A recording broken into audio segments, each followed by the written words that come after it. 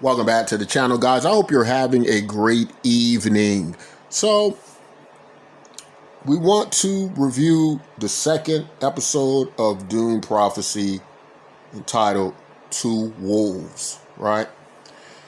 And so, like I had been saying the last review episode, this is a slow burn, but it's about my speed, right? This is the kind of production I like to see. I'm more into the more thought-provoking television shows, right? Now, we don't get many that often, but it seems like Dune Prophecy is going to be one of them. Now, I did say something last week I kind of changed my mind on a bit, and that was to keep it kind of slow burning, to kind of have everybody come to speed with Dune Prophecy. But to be fair, I do think that, that the production can throw some bones out there, make it a little bit more interesting for maybe a younger audience, maybe an audience that does kind of crave action sequences a little bit more. Kind of just like how some shows always got to put in that comic relief, and sometimes I'm like, oh, that's stupid, it doesn't fit, but I get it at the end of the day. And I think maybe Dune could use just a wee bit of that. I think it's going very Dune-like, and maybe HBO just has so much money it doesn't care anymore, and they could just stick to art and so on, and I can respect that as well. But at the same time, I can understand why some people wouldn't ever be able to catch on to this. This isn't like Game of Thrones. Like, when I first started watching Game of Thrones, I didn't read the books. I didn't know anything about the novels or anything, and just watching the first episode, the television show, it actually got me reading the books the following years, and even having no background information on Game of Thrones, I was drawn in the first episode. And that works because Game of Thrones had elements that could resonate with people who didn't even know the source material. Whereas Dune Prophecy is more so you're either all the way Dune or you're probably not going to, be into this show, right? I will say since episode 1, I could see that there's a trajectory where it's picking up. Again, I feel like they should have done that. Episode 1, I would have preferred they have a big episode 1, bring everybody in, and then level off. Seems to me they're just kind of going on an incline, and I think it's going to get a lot better. I've heard rumors like around episode 4 is going to start to get really good, and it's only 6 episodes. So, but anyway, what do we get this week? Do we get more answers? Because we see Desmond Hart, right?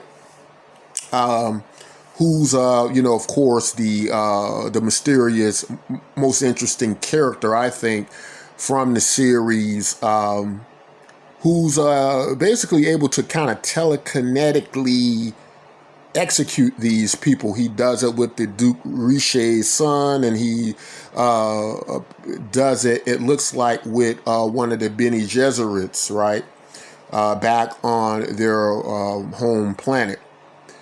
But we still don't have answers on how he's doing it or how he even survived the worm swallowing him up.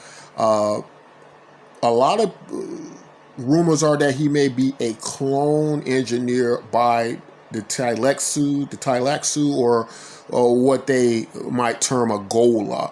And a Tleilaxu was basically kind of a race of genetically altered humans who basically create Golas, which are essentially clones, right? So, as to say, Desmond Hart really died on the planet Arrakis, on the planet Dune, but he is resurrected as a clone with all the memories of his former self, right?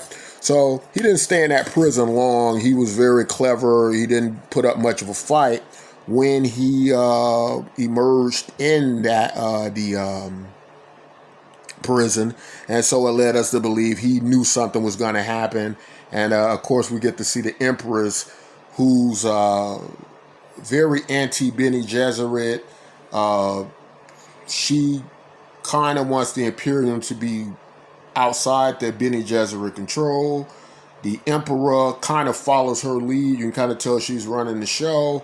And she looks to have two enemies basically neutralized at the same time by Desmond Hart, as we got to see by using him to use his telekinetic powers to get rid of these people. And then, of course, the Emperor's son, who is leaking information here to the Riche's because he has a relationship with the Riche's daughter,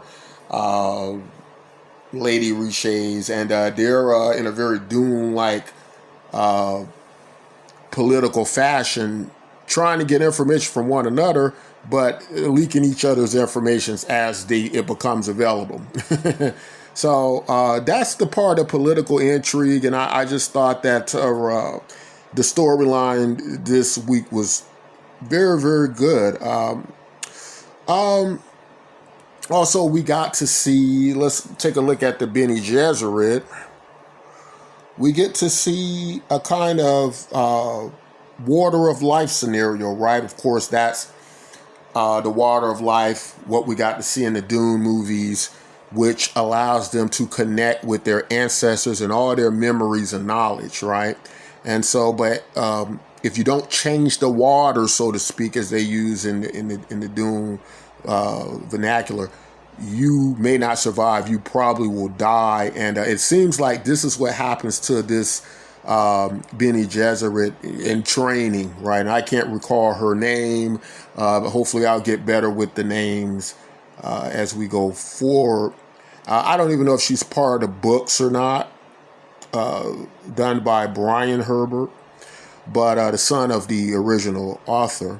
But we do get to see her trial with the water of life not go so well, right? She's trying to actually communicate with the lead or the first Bene Gesserit who started the sisterhood, and it's actually her mom she communicates with, who we saw murdered in episode 1, who, as they kind of did a schism between Valia Harkonnen, who became the Reverend Mother. Her mother is able to come back through the kind of the water of life consciousness swap they did, and she's able to basically stop them from using her to get information. It's kind of like a get back type situation. And so I don't know if the young Bene Gesserit will survive this. They kind of left it at a cliffhanger. She may come out of it. She seems to be kind of comatose and inhabited with all of the consciousness of her various female side of her ancestors. And, I'm going to go out on a limb here, but I'm going to make a prediction. And that is, and it's kind of spoiler alert too if you don't know the Dune lore, but many of you all know Paul's sister Alia. She was consumed with all the memories of her ancestors, the Baron Harkonnen being one, and he pretty much possessed her. I believe that this particular young Bene Gesserit is going to be possessed by her mom, and able to kind of derail what's going on with the Bene Gesserit. So that's a prediction I have with this week's episode. I'm still waiting on Robert Baratheon, right? The guy who plays Mark Addy, right? Who plays Robert Baratheon. He's going to play a Harkonnen. Now, that will be coming on the third episode coming up this week. They're going to actually be on the planet of, I'm assuming it's Giddy Prime, or maybe they moved to Giddy Prime. This isn't an industrialized version of Giddy Prime. It appears to be an ice planet, right? So the ecological situation could have changed many thousands of years later when we get to the present day Paul Atreides era. But I want to see. I think he's going to bring something good to the production. He's a great actor, but he's going to play some Harkonnen, and he might actually be well, I might be reaching a little too far with this, but there are some ancestors in Dune that were actually part of the Butlerian Jihad. That's the machine war you see in the beginning. And some people, through manipulation, uh, are still alive during this time after the Butlerian Jihad, right? So maybe they'll do something with that, or maybe I'm totally off in that, but it'll be interesting to see Mark Addy either way. Of course, we get to find out Kieran Harkonnen is kind of well, he'd be a traitor to the Imperium, but he seems to be a man of the people who are serving the good of the people, at least in his mindset. And so he has a plot in the palace to disclose information and leak it back to what seemingly will be this rebel group against the Imperium. He, we also find out that the bartender who was in the club, right, who seemingly knew him, is actually a Bene Gesserit in disguise herself. The one with the blue eyes. Seems like she's been exposed to spice on Arrakis, or maybe she's part Furman or something.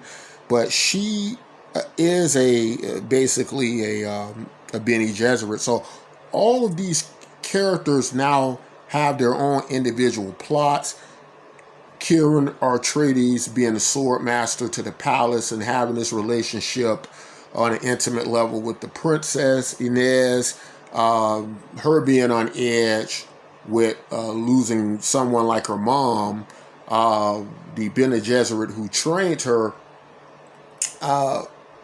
It's gonna be a very tumultuous relationship, it seems, between these two, and it's gonna seemingly put them at odds because what's happening is he's going to turn out to be a traitor to the Imperium. And it seems to be kind of as well. They keep doing these fight scenes with them. I don't think that's for nothing.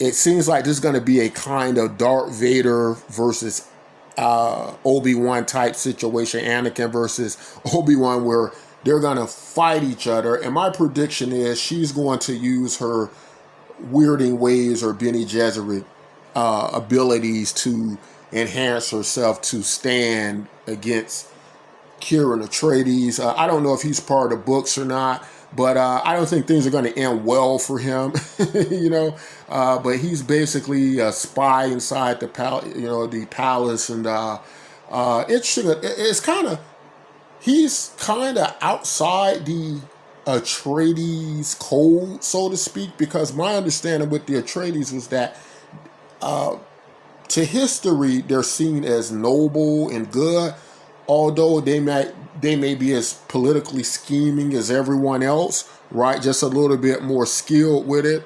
But honor seems to be very much part of their code as well. As to say they have a certain line they won't cross. They kind of remind you of the Starks from Game of Thrones and Ned Stark's honor. But this particular character here, Kieran, he doesn't seem to necessarily follow that honoring the Imperium and so on and so forth, right? So he's basically saying that he doesn't really care about loyalty to the Atreides family or the code as much as he cares about what he believes to be helping the common people to deal with the issues that plague the citizens of the Dune universe, right? And so in that situation. So it's going to be interesting to see what happens with him. I don't think it's going to end well for him, but I think it's going to be interesting to watch how his relationship gets rocky with the princess and the Imperium and what happens with him. So far so good. I'm liking the show. Tell me all what you think. Are you watching it? I don't know if I'm going to do an episode review every week on it. I might just come back and do a season finale and a wrap up because I don't know if this show is going to be for everybody. I think I'm hoping that HBO's goal wasn't to bring in huge audiences with this. This seems like something to honor the Dune fans, right? Or maybe it was quite strategic. Maybe they could be going on the movie successes of Dune. They know a lot of people have seen the Dune movie, so they'll be able to figure this out. And so there's that as well, right?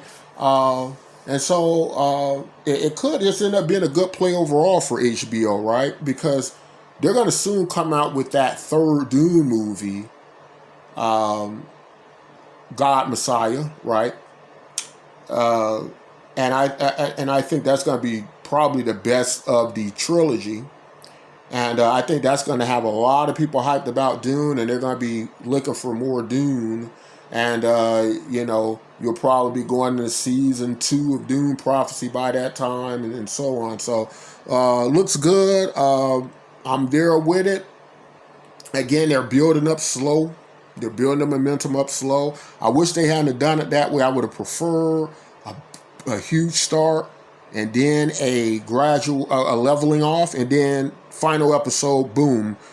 But they're doing it this way. They're doing it kind of like, what the Dune audience would, how all Dune productions have been, even the Dune movies have kind of been a slow burn, right? It's been like that first movie, and so maybe they're taking a page from that book, but I'm on board for it. I may review the next week's episode. I may not. We'll just see how good it goes, but that's all I want to say in this particular video. Till next time, as always, take care of yourselves and each other.